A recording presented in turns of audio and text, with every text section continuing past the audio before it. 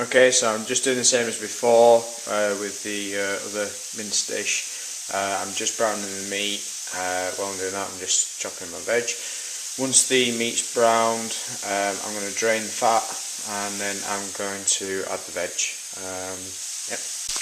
Okay, mince browned, chop the veg, put that into the pan now. So that's probably going to take between sort of 5 to 8 minutes for it to become for all the veg to actually cook in with the meat.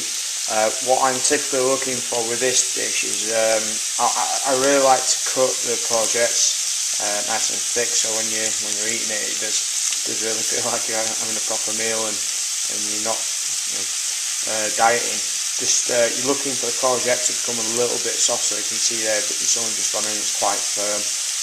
They're probably, because of the size of the courgette, going to be the last thing to cook through properly.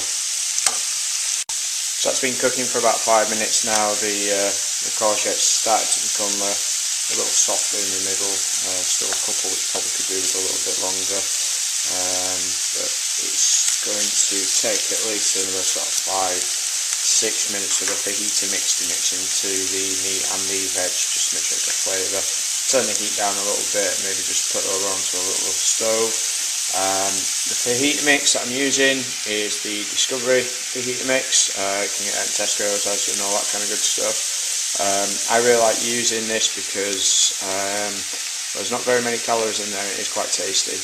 What you will find though is some of the meat will go a little bit dry because the cooking time in the fajita mix does actually make it go dry. So I'll add some spinach there just to give it a little bit of moisture.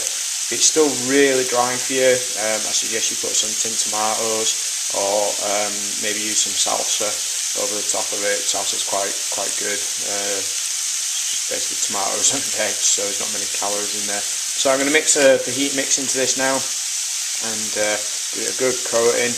I've already used half the pack for a previous meal, and then just put half of whatever you've got left in. After you just give it a good mix, make sure you're coating all the veg, all the meat. Really nice smell. I've used the mild one, Discovery fajita mix, because I can't actually find a hot one. So if you're wanting to add a little bit of heat to there, get some Tabasco sauce. Just add a couple of drops at a time because it is quite spicy. I use Tabasco quite a bit, so I do end up pouring a lot in there.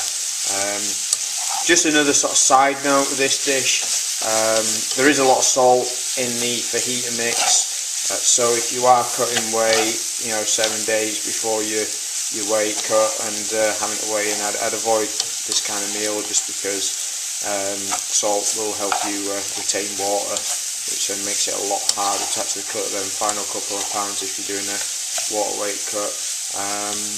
So just stirring that through now. I'm going to give that, like I say, another sort of 5 to 6 minutes. Keep an eye on the courgette, still don't go too soft. I still want a little bit of a crunch in there.